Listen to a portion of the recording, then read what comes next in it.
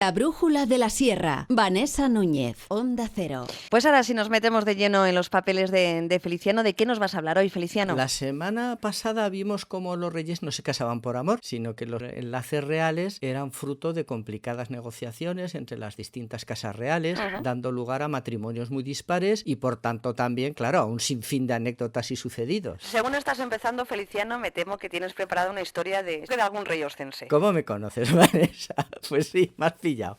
Vamos a hablar de un rey aragonés nacido y criado en Huesca, como debe ser, Pedro II de Aragón. Pedro II de Aragón fue un señor que si viviera hoy en día no podría salir a la calle, pues todo en él se consideraría políticamente incorrecto. Era atractivo, galante, seductor, valiente, tan aficionado a las féminas como a las armas y a las bellas artes. Y para colmo, era profundamente católico. Con todas estas prendas, si además decimos que puso un especial interés en la gobernación de la Occitania, patria de la literatura trovadoresca provenzal, es fácil colegir que Pedro II el Católico fue una fuente de inspiración para estos juglares que vieron en sus gestas la personificación del espíritu de caballería. Jolines, ¿cómo sois los de Huesca? Parafraseando al dramaturgo Marquina, ¿verdad? Huesca y yo somos así, señora, ¿qué se le va a hacer? Pedro el Católico fue el primogénito de Alfonso II de Aragón, a quien los somardas cronistas aragoneses, siempre tan ocurrentes, lo llamaron Alfonso II el Casto, por la razón de que siempre fue fiel a su esposa doña Sancha de Castilla. Pedro, con apenas 17 años, ya llegó a ser rey de Aragón y conde de Barcelona. Continuó la reconquista por las tierras bajas de Teruel y Valencia, pues como era obligación de todas estas monarquías hispánicas, y llegó a combatir al infiel en las Navas de Tolosa, hombro con los reyes de Castilla y Navarra. Estamos hablando, por tanto, del siglo XIII. Pero a él lo que de verdad le interesaba era la expansión de Aragón por el sudeste francés. Quería constituir un imperio a los dos lados del Pirineo, más o menos como Puigdemont, pero en serio. Por estas tierras del mediodía francés se había extendido la herejía albigense, y entonces el Papa Inocencio III, impresionado por las cualidades regias de Pedro, decidió captarlo para que le ayudara a combatir a los heréticos. Y cuando digo combatir, lógicamente no hablo de elevados debates teológicos, sino de matar y de exterminar. Pedro II se dejaba querer por el Papa, pero tenía el corazón partido, porque por un lado, como buen católico y aliado del Papa, pues le apetecía combatir contra los albigenses. Pero claro, por otro lado, como rey de Aragón, le interesaba tener a los albigenses de su parte y así poder hacer un frente común contra el rey de Francia. ¿Y esto, Feliciano,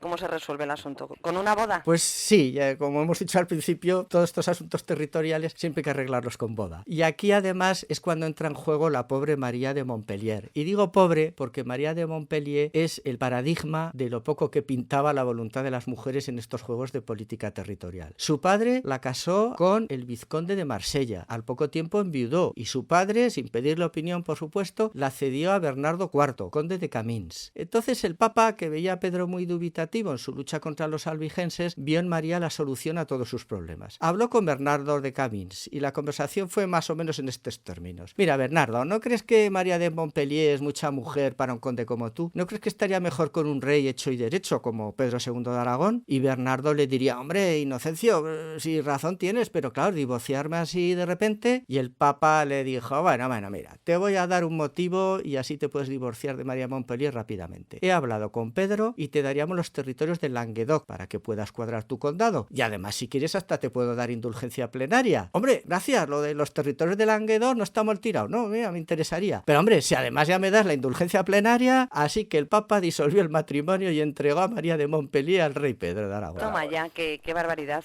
madre mía, qué pragmáticos eran en la Edad Media, cosa de las mujeres. Pues ya te digo, mira, Pedro aceptó el trato de buen grado, aquí todo el mundo tenía sus cálculos, y sabía que acababa de morir su futuro suegro y por tanto con María heredarían el señorío de Montpellier, y eso claro, le daría muchísimo poder en el otro lado de los Pirineos. Tuvieron una hija que murió al poco de nacer y a partir de ahí Pedro se desentendió de sus obligaciones maritales, pero es que además maltrataba física y emocionalmente a la pobre María y nadie se explicaba el porqué, ni se ha explicado nunca el porqué, porque ya hemos dicho que Pedro era un hombre muy sensual y María de Montpellier, como dicen las crónicas, era una mujer atractiva y experimentada. La situación era calamitosa, la nobleza y el clero estaban que fumaban en pipa, pues necesitaban a toda costa un heredero para consolidar el incipiente reino de Aragón, así que se pusieron manos a la obra. En un torneo en Montpellier, el rey don Pedro empezó a tontear, mostró sus deseos por una dama que merodeaba por la tribuna de autoridades y esta cosa pues no pasó desapercibida a la camarilla real. Así que se conchavaron y el alcahuete del rey le dijo a don Pedro que la dama en cuestión era muy virtuosa y que solo accedería al encuentro si se realizaba con total discreción y por supuesto a oscuras para no ruborizarse. El rey, que estaba como una moto, dijo que que sí, y se presentó en el aposento dispuesta a todo. Lo que no sabía el fogoso Pedro es que quien realmente estaba en el lecho era su verdadera esposa, María de Montpellier. Pedro, sin sospechar el engaño, subió a la cama como un Miura e hizo justicia a su fama, mientras que detrás de la puerta se aglomeraba en expectante silencio toda la corte aragonesa, que cuando creyó conveniente irrumpió estrepitosamente en el cuarto señalando la cama y gritando: ¡Mira, mira, mira! ¿Con quién os habéis acostado? Imaginaos el pobre don Pedro cuando vio entrar de repente en la alcoba 24 hombres buenos, abades, priores, un representante del obispo, 2 notarios, 12 damas de alcurnia y 12 doncellas con cirios que iluminaron la habitación. Bueno, pero claro, se quedó ahí asustado y todavía en paños menores echó mano de la espada, por lo que pensó es que se trataba de una rebelión, ¿no? Suelto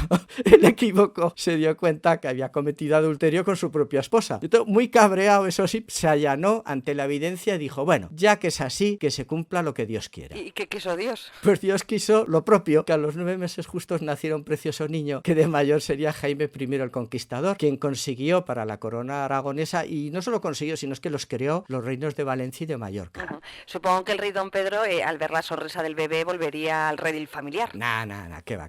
Ya sabes que los de Aragón hasta el final, nunca aceptó lo sucedido, repudió a su mujer y a su hijo, que ni siquiera lo quiso conocer, incluso lo entregó, cuando solo tenía 3 añitos, a Simón de Montfort como garantía de que estaba al lado del Papa en la lucha contra los albigenses. Pero luego Pedro, sin importarle la vida de su hijo, se pasó al bando contrario y combatió al lado de los albigenses contra el Papa y contra el mismísimo Simón de Montfort. Esta decisión le costó la vida, pues con 35 años, además muy joven, pereció en la batalla de Muret. Y menos mal que allí el Papa pues se portó bien, con sensatez, y obligó a Simón a que devolviera al pequeño Jaime, que también se negaba a devolverlo. Y entonces Jaime pasó de los castillos de Carcasona al castillo de Monzón, donde se educó con los templarios, huérfano de padre y de madre. Pero Feliciano, ¿cómo luchó contra el Papa si decías que Pedro el Católico era su protegido? Bueno, al principio sí, pero ya sabes cómo son estos pactos políticos. De hecho, Pedro II el Católico fue el primer rey aragonés coronado por el Papa. O sea, esto de que el Papa te coronase, pues claro, te daba mucho prestigio, te legitimaba y ante toda la nobleza europea. Era como la actual garantía en orden de los electrodomésticos. Por cierto, la ceremonia de las coronaciones papales también tenía su aquel. Resulta que el Papa, para demostrar quién mandaba allí, te coronaba con los pies,